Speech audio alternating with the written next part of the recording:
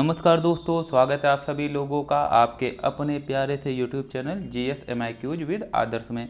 तो मैं आदर्श तिवारी आप सभी लोगों का हार्दिक स्वागत करता हूं आपके अपने यूट्यूब चैनल पे। तो दोस्तों, आज का हमारा टॉपिक होने वाला है उच्चतम न्यायालय। उच्चतम न्यायालय से रिलेटेड जितने भी क्वेश्चन हैं आज कल के एग्जाम पैटर्न को देखते हुए जो भी बन सकते हैं दोस्तों, वो हम इस वीडियो में कवर किए ले रहे हैं। ठीक दोस्तों, तो आइए शुरुआत करते हैं आप सभी के साथ इस प्यारे से सेशन की। तो दोस्तों, आज का हमारा पहला क्वेश्चन होगा कि भारतीय संविधान के किस भाग में उच्चतम न्यायालय का उल्लेख किया गया है? ए भाग 4, बी भाग 5, सी भाग 6 या डी भाग 7। ठीक, तो दोस्तों याद रखना, जो पार्ट 5 है मतलब कि जो भाग 5 है उसी में उच्चतम न्यायालय का उल्लेख किया गया है। ठीक, और किस अनुच्छेद तक दोस्तों, ये भी आप लोग ऐड कर लेना, 124 से 147 तक। ठीक, तो इसका ऑप्शन करेक्ट हो जाएगा ऑप्शन बी। अब चलते हैं दोस्तों नेक्स्ट क्वेश्चन पे। नेक्स्ट क्वेश्चन है दोस्तों हमारा, भारत के उच्चतम न्यायालय की एकल व्यवस्था कहाँ से ली गई है?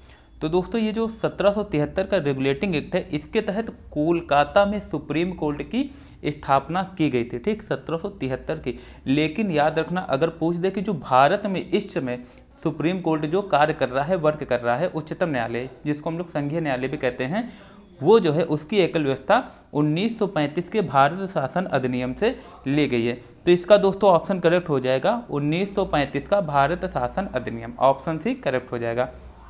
अब चलते हैं दोस्तों नेक्स्ट क्वेश्चन पे। नेक्स्ट क्वेश्चन है दोस्तों हमारा, भारत के उच्चतम न्यायालय का उद्घाटन कब किया गया? देखिए दोस्तों, ये जो तीनों ऑप्शन है 22 जनवरी 1947 है ना, 26 नवंबर 1949, 26 जनवरी 1950। हो सकता है आप में से इन्हीं में से किसी एक में टिक लगा दो, लेकिन याद रखना सबसे जो अलग ऑप्शन है 28 जनवरी 1950, इसी दिन उच्चतम न्यायालय का उद्घाटन किया गया था। हालांकि आप लोग इस वीडियो के बाद इसको कभी नहीं भूलोगे। क्या दोस्तों, 28 जनवरी 1950 को भारत के उच्चतम न्यायालय का उद्घाटन किया गया। तो इसका ऑप्शन करेक्ट हो जाएगा ऑप्शन डी। अब चलते हैं दोस्तों नेक्स्ट क्वेश्चन पे। नेक्स्ट क्वेश्चन है दोस्तों हमारा, वर्तमान समय में भारत में उच्चतम न्यायालय के न्यायाधीश की संख्या मुख्य न्यायाधीश सहित कितनी है? याद रखना दोस्तों, मुख्य न्यायाधीश सहित पूछा गया है। तो दोस्तों, एक मुख्य न्यायाधीश इस समय वर्क कर रहे हैं और 33 अन्य न्यायाधीश, मतलब कि हम लोग कह सकते हैं टोटल जो न्यायाधीश हैं वो उच्चतम न्यायालय में कितने हैं दोस्तों? वो 34 हैं। कितने? 34। ऑप्शन सी करेक्ट हो जाएगा। अब चलते हैं दोस्तों नेक्स्ट क्वेश्चन पे। नेक्स्ट क्वेश्चन है दोस्तों हमारा, मूलतः उच्चतम न्यायालय की संख्या कितनी थी? तो दोस्तों, ये जो संख्या है हम बताने जा रहे हैं, ये मुख्य न्यायाधीश सहित थी। तो दोस्तों कितनी थी? एक मुख्य न्यायाधीश और 7 अन्य न्यायाधीश। मतलब कि शुरू में मूलतः का मतलब शुरू में, ठीक, शुरू में सबसे पहले कितनी थी दोस्तों? तो याद रखना, और दोस्तों याद रखना, ये स्वतंत्र भारत की बात कर रहा है। किसकी? स्वतंत्र भारत की। तो दोस्तों कितने थे? 8 थे। ठीक, अब चलते हैं नेक्स्ट क्वेश्चन पे। नेक्स्ट क्वेश्चन है दोस्तों हमारा, भारत के उच्चतम न्यायालय के न्यायाधीशों की नियुक्ति निम्नलिखित में से कौन करता है? ए प्रधानमंत्री, बी राष्ट्रपति, सी उपराष्ट्रपति, डी लोकसभा अध्यक्ष। जैसा कि दोस्तों आप लोगों को पता है, राष्ट्रपति की जो नियुक्ति है वो किसके द्वारा की जाती है? वो सुप्रीम कोर्ट के मुख्य न्यायाधीश, या फिर अगर वो नहीं है तो जो सुप्रीम कोर्ट के वरिष्ठतम न्यायाधीश है उनके द्वारा नियुक्त की जाती है। उसी तरह दोस्तों, सुप्रीम कोर्ट के जितने भी न्यायाधीश हैं उनकी नियुक्ति होती है राष्ट्रपति के द्वारा। हालांकि इसमें एक कॉलेजियम जो सिस्टम है, कॉलेजियम प्रणाली भी वर्क करता है, जिसके बारे में हम लोग आगे किसी वीडियो में विस्तार से चर्चा करेंगे। तो दोस्तों इसका ऑप्शन करेक्ट हो जाएगा ऑप्शन बी, राष्ट्रपति। अब चलते हैं दोस्तों नेक्स्ट क्वेश्चन पे। नेक्स्ट क्वेश्चन है दोस्तों हमारा, भारतीय संविधान के अंतर्गत 99वें संविधान संशोधन 2014 निम्नलिखित में से किससे संबंधित है? ठीक, 99 कॉन्स्टिट्यूशनल अमेंडमेंट 2014 निम्नलिखित में से किससे संबंधित है? ए आर्थिक कमजोर वर्ग, बी न्यायिक नियुक्ति आयोग, सी उत्पाद सेवा शुल्क, या डी इनमें से कोई नहीं। तो दोस्तों हालांकि सभी को इस क्वेश्चन का आंसर पता होगा, ज़्यादातर लोगों को। दोस्तों ये है राष्ट्रीय न्यायिक नियुक्ति आयोग। किस? कौन? राष्ट्रीय न्यायिक नियुक्ति आयोग, नेशनल जुडिशरी अपॉइंटमेंट कमीशन। ठीक, तो इसको याद रखना दोस्तों। हालांकि सुप्रीम कोर्ट के तहत बाद में इसको 2015 में असंवैधानिक घोषित कर दिया गया था। ठीक, ये भी आप लोग याद रखना। तो ये दोस्तों इसका ऑप्शन कौन सा करेक्ट हो जाएगा? ये ऑप्शन भी करेक्ट हो जाएगा। अब चलते हैं दोस्तों नेक्स्ट क्वेश्चन पे। नेक्स्ट क्वेश्चन है दोस्तों हमारा, भारत के उच्चतम न्यायालय के न्यायाधीश अधिकतम कितनी आयु तक अपने पद पर बने रह सकते हैं? ए 60 वर्ष, बी 62 वर्ष, सी 65 वर्ष या डी इनमें से कोई नहीं। दोस्तों याद रखना, अधिकतम सामान्यतः 65 वर्ष 65 वर्ष तक उच्चतम न्यायालय के न्यायाधीश अपने पद पर बने रह सकते हैं। ठीक, तो दोस्तों इसका ऑप्शन कौन सा करेक्ट हो जाएगा? ऑप्शन सी इज करेक्ट, 65 वर्ष। अब चलते हैं नेक्स्ट क्वेश्चन पे। नेक्स्ट क्वेश्चन है दोस्तों हमारा, भारत के उच्चतम न्यायालय के न्यायाधीश अपना त्यागपत्र किसे देते हैं? दोस्तों ज़्यादातर जो चीज़ें हैं वो राष्ट्रपति ही इनमें जो है आंसर सही होगा अगर सुप्रीम कोर्ट की बात आएगी। तो दोस्तों इसका आंसर कौन सा करेक्ट हो जाएगा? इसका भी राष्ट्रपति। जो उच्चतम न्यायालय के न्यायाधीश हैं वो अपना त्यागपत्र किसे देते हैं? राष्ट्रपति को देते हैं। और दोस्तों याद रखना, अभी हम लोग आगे क्वेश्चन में बात करते हैं इससे रिलेटेड कुछ और क्वेश्चन की। नेक्स्ट क्वेश्चन है दोस्तों हमारा, भारत के उच्चतम न्यायालय के न्यायाधीश की नियुक्ति के लिए न्यूनतम आयु कितनी है? तो दोस्तों याद रखना, संविधान में सुप्रीम कोर्ट के न्यायाधीश हेतु नियुक्त होने के लिए कोई भी न्यूनतम आयु, किसी भी न्यूनतम आयु की बात नहीं की गई है। ठीक, की बात नहीं की गई है। ठीक, या कोई भी उपबंध ऐसा नहीं किया गया है। तो दोस्तों याद रखना, इनमें से कोई नहीं। ठीक, कोई भी सीमित मतलब कि कोई भी निश्चित समय सीमा की कोई भी बात नहीं की गई है न्यूनतम आयु को लेकर। तो इसका दोस्तों ऑप्शन करेक्ट हो जाएगा ऑप्शन डी। ठीक, अब चलते हैं नेक्स्ट क्वेश्चन पे। नेक्स्ट क्वेश्चन है दोस्तों हमारा, उच्चतम न्यायालय के न्यायाधीश को उसके पद की शपथ निम्नलिखित में से कौन दिलाता है? ए प्रधानमंत्री, बी महान्यायवादी, सी राष्ट्रपति, डी लोकसभा अध्यक्ष। तो दोस्तों याद रखना, राष्ट्रपति ही, जैसा कि अब हमने बात की, ज़्यादातर जो आंसर हो गए इन सब चीज़ों को लेकर, तो दोस्तों राष्ट्रपति होगा। ठीक, तो ये हमारा कहने का मतलब ये है कि अगर आप लोग कन्फ्यूज हो, ठीक, तो दोस्तों आप लोग राष्ट्रपति लगा सकते हैं, है ना। हालांकि आप लोग जब ये वीडियो देखेंगे तो आपको किसी प्रकार की कन्फ्यूजन नहीं रह जाएगी। और दोस्तों जिसको ही ये वीडियो अच्छा लग रहा हो, अगर क्वेश्चन आगे आप लोगों को लगे कि हाँ आजकल के पैटर्न के हिसाब से हम बना रहे हैं, तो हमारी इस मेहनत को थोड़ा सा सराहना देना दोस्तों, थोड़ा सा अप्रिसिएट करना। और अप्रिसिएट में आप लोग क्या करना दोस्तों, इस चैनल को सब्सक्राइब कर देना। दोस्तों इसमें सिर्फ आपका 10 सेकंड लगेगा, लेकिन हमें एक मोटिवेशन मिलेगा आप लोगों के लिए और अधिक अच्छा कंटेंट बनाने की, डेडिकेट होने की पूरी तरीके से, और इस वीडियो को बनाने के लिए और अधिक रिसोर्सेज कलेक्ट करने की। तो दोस्तों जिसको भी ये वीडियो अच्छा लगा हो वो अपने दोस्तों में शेयर कर देना। जो भी इस चैनल में नए हो तो सब्सक्राइब भी कर देना अगर आप लोगों को अच्छा लगे। अब चलते हैं नेक्स्ट क्वेश्चन पे। नेक्स्ट क्वेश्चन है दोस्तों हमारा, भारत के उच्चतम न्यायालय के न्यायाधीश को हटाने के लिए लोकसभा के मामले में कितने सदस्यों का हस्ताक्षर जरूरी होता है? दोस्तों याद रखना, लोकसभा के मामले में 100 सदस्य, और लेकिन अगर राज्यसभा के मामले में पूछ दें तो दोस्तों याद रखना 50 सदस्य। ठीक, 50 सदस्य याद रखना। ठीक, और दोस्तों ये जो निष्कासन प्रस्ताव है, मतलब कि जो निष्कासन प्रस्ताव है वो 100 सदस्य तो लोकसभा और 50 सदस्य जो हैं वो किसके होने चाहिए? राज्यसभा। लेकिन ये हस्ताक्षर करने के बाद ये किसे दिया जाता है दोस्तों? अध्यक्ष या सभापति को। ठीक, अगर राज्यसभा की बात है तो राज्यसभा अध्यक्ष, और लोकसभा की बात है तो लोकसभा अध्यक्ष। ठीक, अध्यक्ष सभापति इस प्रस्ताव को शामिल भी कर सकते हैं और इसे अस्वीकार भी कर सकते हैं, मतलब कि इसे रिजेक्ट भी कर सकते हैं। ठीक, आप लोग इसे अच्छे से याद रखना। तो दोस्तों इसका ऑप्शन कौन सा करेक्ट हो जाएगा? ऑप्शन करेक्ट हो जाएगा ऑप्शन 100, ऑप्शन सी, मतलब कि 100 सदस्य। लोकसभा की बात आए तो 100 सदस्य। ठीक, अगर राज्यसभा की बात आए तो दोस्तों 50 सदस्य। जैसा कि इस क्वेश्चन में कहा गया है, भारत के उच्चतम न्यायालय के न्यायाधीश को हटाने के लिए राज्यसभा के मामले में कितने सदस्यों का हस्ताक्षर जरूरी होता है? तो दोस्तों याद रखना, इसका ऑप्शन करेक्ट हो जाएगा 50। लोकसभा 100, 50 सदस्य। कैसे याद रखेंगे? लोकसभा में ज़्यादा सीटें हैं तो लोकसभा 100, राज्यसभा में कम है तो दोस्तों क्या हो जाएगा? राज्यसभा 50 सदस्य। ठीक, तो इसका ऑप्शन करेक्ट हो जाएगा ऑप्शन बी। अब चलते हैं नेक्स्ट क्वेश्चन पे। नेक्स्ट क्वेश्चन है दोस्तों हमारा, भारत के उच्चतम न्यायालय के कितने न्यायाधीशों को अब तक महाभियोग के द्वारा हटाया गया है? दोस्तों याद रखना, एक न्यायाधीश थे जिनको ऊपर ये चलाया गया था। ठीक, याद रखना दोस्तों, एक न्यायाधीश जो थे उनके ऊपर ये महाभियोग लाया गया था। ठीक, लेकिन वो जो था दोस्तों, वो कांग्रेस जो थी वो हट गई थी। ठीक, इसमें भाग नहीं लिया था। ये जो विशेष मतलब कि प्रस्ताव लाया गया था इस पर भाग नहीं लिया था, तो ये दोस्तों चल नहीं पाया था। तो इसका क्वेश्चन हो जाएगा दोस्तों 0। ठीक, 0। ठीक, अगर लगाने की बात आ जाए दोस्तों तो याद रखना, एक बार लगाया गया था लेकिन वो हो नहीं पाया। ठीक, वो हो नहीं पाया। लेकिन अगर पूछ दे कि महाभियोग के द्वारा हटाया गया है तो दोस्तों 0 है। ठीक, तो ऑप्शन डी याद रखना। ठीक। और हालांकि महाभियोग भी पूछ दे तो दोस्तों याद रखना ऐसा क्वेश्चन बनेगा नहीं, लेकिन ये बन सकता है कि किस हटाया गया महाभियोग के द्वारा, तो दोस्तों 0 हो जाएगा। अब चलते हैं नेक्स्ट क्वेश्चन पे।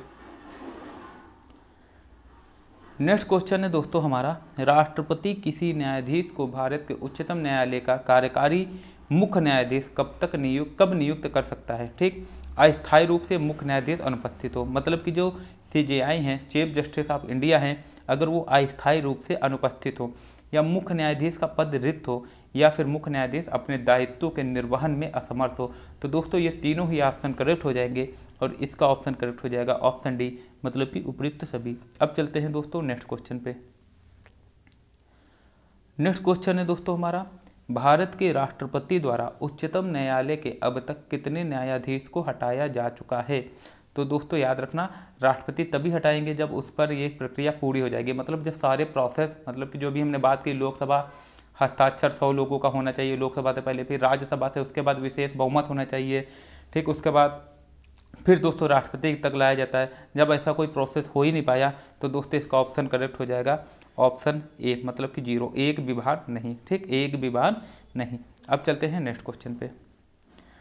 नेक्स्ट क्वेश्चन है दोस्तों हमारा, उच्चतम न्यायालय के न्यायाधीशों का वेतन किसके द्वारा निर्धारित किया जाता है। ए राष्ट्रपति, बी प्रधानमंत्री, सी वित्त मंत्री, डी संसद। दोस्तों याद रखना, जो उच्चतम न्यायालय का न्यायाधीशों का वेतन है, जैसा कि हम लोगों को पता है जो सुप्रीम कोर्ट है वो स्वतंत्र है और जो न्यायिक व्यवस्था है हमारे यहाँ वो पूर्णतः स्वतंत्र है। तो इस पर ना दोस्तों राष्ट्रपति का हस्तक्षेप होगा, ना प्रधानमंत्री, ना वित्त मंत्री। ये जो वेतन है वो निर्धारित होगा संसद के द्वारा। और दोस्तों याद रखना, संसद जो है इस पर कटौती नहीं कर सकती, सिर्फ एक ही सिचुएशन में, जब हमारे देश में वित्त आपातकाल लगा हो, फाइनेंशियल इमरजेंसी लगी हो। लेकिन अभी तक एक भी बार हमारे देश में वित्तीय आपातकाल नहीं लगा है। इसलिए दोस्तों याद रखना, ये क्वेश्चन का आंसर हो जाएगा संसद के द्वारा। ठीक, संसद के द्वारा। और दोस्तों इनके जो वेतन है वो संसद निधि पर भारित होते हैं, मतलब कि ये इनको देना ही पड़ेगा जब इनकी तारीख आ जाएगी। तो दोस्तों इसका ऑप्शन करेक्ट हो गया संसद। ठीक, अब चलते हैं नेक्स्ट क्वेश्चन पे। नेक्स्ट क्वेश्चन है दोस्तों हमारा, भारत के उच्चतम न्यायालय की स्वतंत्रता के लिए निम्नलिखित में से कौन से उपबंध शर्त हैं। वेतन संचित निधि पर भारित, जो कि अभी हम लोगों ने बात की। ठीक, वेतन संचित निधि पर भारित है। सेवानिवृत्ति के बाद वकालत पर रोक। ठीक, सेवानिवृत्ति के बाद मतलब रिटायरमेंट के बाद ये वकालत नहीं कर सकते। सी है दोस्तों, न्यायालय की अवमानना पर दंड देने की शक्ति, जो कि न्यायालय जो है वो अपनी अवमानना पर दंड देता है। क्या करता है दोस्तों, दंड देता है।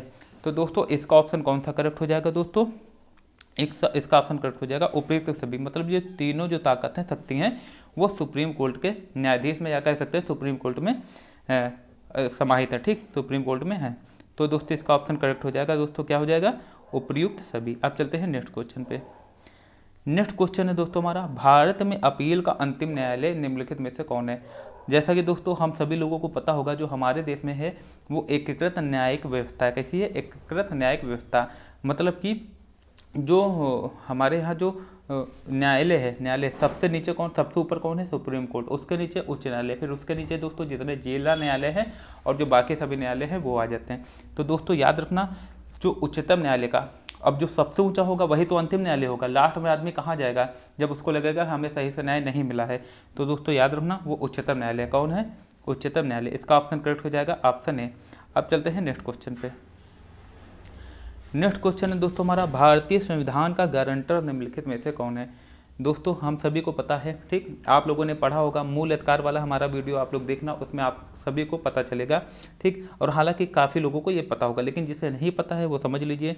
जो आर्टिकल 32 है, जिसे भीमराव अंबेडकर जी ने, डॉक्टर भीमराव अंबेडकर जी ने संविधान की आत्मा भी कहा है दोस्तों, वही जो है उसके तहत सुप्रीम कोर्ट जो है वो रिट जारी करता है। अब देखिए दोस्तों, ये संविधान का गारंटर कैसे हुआ, क्योंकि दोस्तों संविधान का गारंटर इसलिए हुआ क्योंकि वो जो मूल अधिकार है, मूल अधिकार है जो दोस्तों, उसे मैग्ना कार्टा कहा जाता है। ठीक, क्या कहा जाता है दोस्तों, मैग्ना कार्टा कहा जाता है। याद रखना, इससे क्वेश्चन और बन सकता है कि संविधान में मैग्ना कार्टा किसे कहा गया है। दोस्तों फंडामेंटल राइट्स को या मूल अधिकार, ठीक, किसको कहा गया है, मूल अधिकार को। उसके तहत दोस्तों क्या है दोस्तों, संविधान का जो गारंटर है उसे सुप्रीम कोर्ट को बनाया गया। क्यों, क्योंकि अगर कोई भी ऐसी चीज़, मतलब मान लीजिए कि अगर जैसे न्यायिक समीक्षा है, मूल अधिकारों में कमी की जाती है या कुछ भी किया जाता है या उसे ख़त्म किया जाता है, मतलब कि अगर सुप्रीम कोर्ट का ऐसा लगेगा कि मूल ढांचे का, जो संविधान का मूल ढांचा है, इसका उल्लंघन हो रहा है, जो कि केशवानंद भारती केस के बाद निकला था संविधान का मूल ढांचा, उसका अगर उल्लंघन हो रहा है तो सुप्रीम कोर्ट जो है वो किसी ऐसी विधि को अमान्य घोषित कर सकता है या असंवैधानिक घोषित कर सकता है। इसलिए हम लोग कह सकते हैं जो भारतीय संविधान का गारंटर है वो कौन है दोस्तों, वो उच्चतम न्यायालय है। और दोस्तों मूल अधिकार जो है काफ़ी इंपॉर्टेंट चीज़ है, मतलब कि जहाँ जिस देश में मूल अधिकार ही नहीं दिए गए तो उसका संविधान जो है एक हिसाब से हम लोग कह सकते हैं कि वो बेकार है, मतलब कि वो संविधान सही में, वो देश सही में लोकतंत्र हो ही नहीं सकता। तो इसलिए दोस्तों जो मूल अधिकार है, मूल अधिकार के अंतर्गत ही आर्टिकल 32 है, मतलब कि 32 है। ठीक, जब आर्टिकल 32 क्या है, इसके तहत जो है सुप्रीम कोर्ट रिट जारी करता है। ठीक, रिट जारी करता है, तो जब जो रिट है वो खुद मूल अधिकार है, इसलिए हम कह सकते हैं कि संविधान का जो गारंटर है वो कौन है, वो उच्चतम न्यायालय है। ठीक, तो दोस्तों आप लोग अच्छे से समझ गए होंगे, उच्चतम न्यायालय इसका आंसर हो जाएगा। ठीक, अब चलते हैं नेक्स्ट क्वेश्चन पे। नेक्स्ट क्वेश्चन है दोस्तों हमारा, भारत का उच्चतम न्यायालय निम्नलिखित में से किस अनुच्छेद के तहत रिट जारी करता है। दोस्तों याद रखना, अगर उच्च न्यायालय की बात करते हैं हाई कोर्ट, तो हाई कोर्ट तो जारी करता है अनुच्छेद 226 के तहत, लेकिन अगर उच्चतम न्यायालय की बात करते हैं दोस्तों तो याद रखना उच्चतम न्यायालय अनुच्छेद 32 के तहत रिट जारी करता है। 5 रिट जारी करता है। ठीक, परमादेश, प्रतिषेध, उत्प्रेषण, अधिकार परीक्षा, है ना, ये जो जितने दोस्तों 5 रिट हैं वो कौन जारी करता है, वो सुप्रीम कोर्ट जारी करता है। ठीक, सुप्रीम कोर्ट जारी करता है। अब चलते हैं दोस्तों नेक्स्ट क्वेश्चन पे। नेक्स्ट क्वेश्चन है दोस्तों हमारा, भारतीय संविधान ने नागरिकों के मूल अधिकारों के रक्षक एवं गारंटी के रूप में किसे स्थापित किया है। तो दोस्तों भारतीय संविधान ने उच्चतम न्यायालय को, ठीक, जो क्वेश्चन है दोस्तों यही जो है अलग अलग रूप में आ रहे हैं आपके सामने। गारंटी करता कौन है, मूल अधिकार और संविधान का, वो उच्चतम न्यायालय। तो इसका दोस्तों ऑप्शन करेक्ट हो जाएगा उच्चतम न्यायालय। अब चलते हैं नेक्स्ट क्वेश्चन पे। नेक्स्ट क्वेश्चन है दोस्तों हमारा, कोलकाता में उच्चतम न्यायालय की स्थापना निम्नलिखित में से किस अधिनियम के तहत की गई। दोस्तों जैसा कि हम लोगों ने शुरू में ही ये डिस्कस कर लिया था, 1773 के रेगुलेटिंग एक्ट के तहत इस सन 1774 ईस्वी को कोलकाता में उच्चतम न्यायालय की स्थापना की गई। लेकिन अगर भारत के जो इसमें भारत में कार्य कर रहा है उच्चतम न्यायालय, वो दोस्तों भारत शासन अधिनियम 1935 से लिया गया है। लेकिन इसका जो ऑप्शन कौन सा करेक्ट हो जाएगा दोस्तों, ऑप्शन 1773 करेक्ट हो जाएगा। अब चलते हैं नेक्स्ट क्वेश्चन पे। नेक्स्ट है दोस्तों, भारत का राष्ट्रपति किस अनुच्छेद के तहत उच्चतम न्यायालय के न्यायाधीश से सलाह ले सकता है। ए अनुच्छेद 123, बी अनुच्छेद 143, सी अनुच्छेद 213 या डी अनुच्छेद 343। तो दोस्तों याद रखना, जो भारत का राष्ट्रपति है वो अनुच्छेद 143 के तहत, किसके तहत, अनुच्छेद 143 के तहत क्या करता है दोस्तों, वो उच्चतम न्यायालय से किसी विधि, मतलब ऐसा लग सकता है किसी कानून, कोई भी ऐसी विधि है जिसके तहत राष्ट्रपति को बहुत ज़्यादा जानकारी नहीं है तो वो सलाह ले सकता है। तो दोस्तों याद रखना, संविधान जो है वो अनुच्छेद 143 के तहत राष्ट्रपति को 2 श्रेणियों के मामलों में उच्चतम न्यायालय से राय लेने का अधिकार देता है। पहला कौन सा है दोस्तों, सार्वजनिक महत्व के किसी मसले पर। ठीक, सार्वजनिक महत्व के किसी मसले पर, सार्वजनिक महत्व के किसी मसले पर विधिक प्रश्न उठने पर या किसी पूर्व संवैधानिक संधि समझौते, है ना, आदि पर जो है वो सलाह ले सकता है। ठीक, अब तो इसका दोस्तों ऑप्शन कौन सा करेक्ट हो जाएगा, अनुच्छेद 143। अब चलते हैं नेक्स्ट क्वेश्चन पे। नेक्स्ट क्वेश्चन है दोस्तों हमारा, भारतीय संविधान के अनुसार निम्नलिखित में से किसे अभिलेख न्यायालय के रूप में भी जाना जाता है। दोस्तों अभिलेख न्यायालय से तात्पर्य क्या है, अभिलेख न्यायालय से तात्पर्य है उच्चतम न्यायालय की कार्यवाही एवं उसके फैसले सार्वकालिक अभिलेख व साक्ष्य के रूप में रखे जाएंगे। इन अभिलेखों पर किसी अन्य अदालत में चल रहे मामले के दौरान प्रश्न नहीं उठाया जा सकता, उन्हें विधिक संदर्भों की तरह स्वीकार किया जाएगा। मतलब कि दोस्तों अभिलेख न्यायालय इसलिए कहा गया है, अगर किसी भी कोई भी जो हाई कोर्ट है, ठीक, उच्च न्यायालय, अगर उसको किसी भी चीज़ से अगर मतलब कि सहायता लेना है किसी भी कोई भी केस से रिलेटेड, तो वो उच्चतम न्यायालय का रुख कर सकता है। मतलब कि उच्चतम न्यायालय के जितने भी केस हैं उसको आधार बना सकता है। इसलिए कहा गया है जो भारतीय संविधान के अनुसार जो अभिलेख न्यायालय है वो किसे कहा गया दोस्तों, उच्चतम न्यायालय को। इसका ऑप्शन करेक्ट हो जाएगा उच्चतम न्यायालय। अब चलते हैं नेक्स्ट क्वेश्चन पे। नेक्स्ट क्वेश्चन है दोस्तों हमारा, भारतीय संविधान के अनुसार निम्नलिखित में से संविधान का अंतिम व्याख्याकर्ता कौन है। तो दोस्तों वो भी कौन है, सुप्रीम कोर्ट। कौन है, सर्वोच्च न्यायालय या उच्चतम न्यायालय। क्यों, क्योंकि दोस्तों हम लोगों ने पढ़ा है सबसे ऊपर कौन है, सुप्रीम कोर्ट, इसलिए लास्ट में कौन व्याख्या करता होगा। अगर संविधान के किसी भी पार्ट का हनन होता है या सरकार संसद कुछ ऐसी विधि बनाती है जो कि असंवैधानिक है, तो उसका व्याख्याकर्ता कौन बैठा है, वो है सुप्रीम कोर्ट, सर्वोच्च न्यायालय। इन्हीं सब चीज़ों के इन्हीं सब बातों के तहत दोस्तों सुप्रीम कोर्ट को गारंटी करता कहा जाता है संविधान का। ठीक, अब चलते हैं नेक्स्ट क्वेश्चन पे। नेक्स्ट क्वेश्चन है दोस्तों हमारा, भारत के उच्चतम न्यायालय की शक्तियों के संबंध में निम्नलिखित में से कौन सा कथन सत्य है। राष्ट्रपति एवं उपराष्ट्रपति के निर्वाचन संबंधी विवादों का निपटारा, स्वयं के फैसले की समीक्षा करना, देश के सभी न्यायालयों के क्रियाकलापों पर नियंत्रण। तो दोस्तों आप लोगों को ये जो स्टेटमेंट दिया गया है उसी से समझ में आ रहा होगा, राष्ट्रपति उपराष्ट्रपति के निर्वाचन संबंधी जितने भी निपटारे हैं दोस्तों, याद रखना राष्ट्रपति वाला वीडियो आप लोग देख लेना, उसमें जितने भी इंपॉर्टेंट क्वेश्चन है 50 क्वेश्चन उसमें दोस्तों कवर किए गए हैं। उसके बाद आप लोगों को कोई और वीडियो देखने की नीड नहीं होगी, तो वो वीडियो आप लोग जरूर देख लेना, उसमें ये सब बातें जो हैं वो कवर की गई हैं। ठीक, तो राष्ट्रपति उपराष्ट्रपति के निर्वाचन संबंधित जितने भी विवाद है उसका निपटारा किसके तहत किया जाएगा, सुप्रीम कोर्ट के तहत। स्वयं के फैसले की समीक्षा, मतलब अगर सुप्रीम कोर्ट ने कोई फैसला दे दिया है तो वो उस फैसले को बदल भी सकता है। ठीक, समीक्षा के जरिए, किसके जरिए, समीक्षा के जरिए। जैसे कि आप लोगों ने देखा होगा इंदिरा साहनी मामला, ठीक, गोलकनाथ मामला और केशवानंद भारती मामला, तीनों में बैक टू बैक जो है सुप्रीम कोर्ट ने अपना फैसला जो था वो बदला था। क्या किया था, बदला था, किसके जरिए, न्यायिक समीक्षा के जरिए।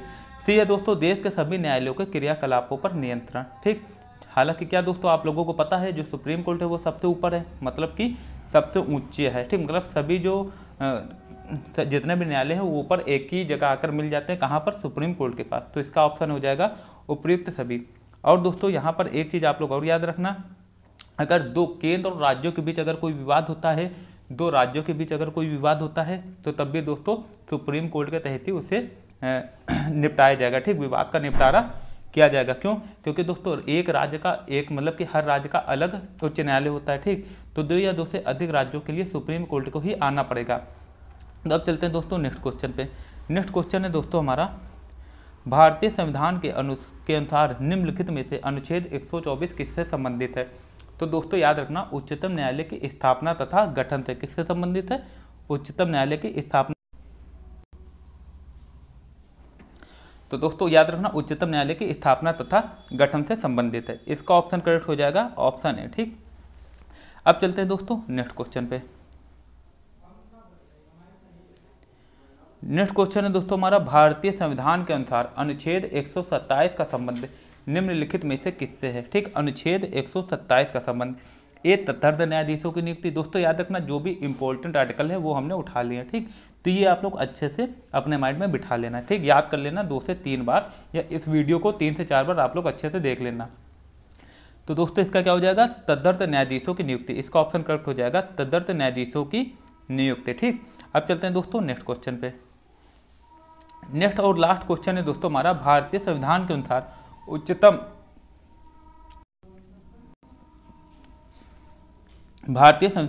उच्चतम न्यायालय का मूल क्षेत्राधिकार का वर्णन किस अनुच्छेद के तहत किया गया है। तो दोस्तों याद रखना, अनुच्छेद 131। ठीक, इसका ऑप्शन करेक्ट हो जाएगा अनुच्छेद 131। ये दोस्तों आज का लास्ट क्वेश्चन था। अब दोस्तों आपसे एक अभ्यास प्रश्न की बात की जाएगी जिसका आंसर आप लोगों को कमेंट बॉक्स पर देना है, और ये क्वेश्चन दोस्तों ज़्यादातर एग्जाम में पूछा गया है। ठीक, एग्जाम में पूछा गया है। तो दोस्तों जो हमारा अभ्यास प्रश्न है आज का वो है, स्वतंत्र भारत के पहले मुख्य न्यायाधीश का नाम क्या है। स्वतंत्र भारत के पहले मुख्य न्यायाधीश कौन थे। ठीक, तो दोस्तों इसका ऑप्शन आप लोगों को कहाँ देना है, कमेंट बॉक्स में। ठीक दोस्तों, कमेंट बॉक्स में इसका आंसर आप लोगों को देना है। तो आज के लिए दोस्तों इतना ही, कल फिर मिलेंगे आपसे एक नए वीडियो के साथ। आप लोगों को अगर अच्छा लगा हो दोस्तों तो इस चैनल को सब्सक्राइब कर देना जो भी नए हो, और वीडियो को लाइक कर देना। ठीक, लाइक कर देना और शेयर कर देना। हम फिर मिलेंगे आपसे नए वीडियो में, और इसी तरह आप लोगों के लिए अच्छे अच्छे जो क्वेश्चन हैं जो कि आजकल के एग्ज़ाम की दृष्टि से, आजकल के पैटर्न के हिसाब से बनाए जा रहे हैं, उसी तरह दोस्तों लाएंगे। ठीक, तो आज के लिए दोस्तों इतना ही। आप लोग अपना अच्छे से ख्याल रखिए। Thank you so much.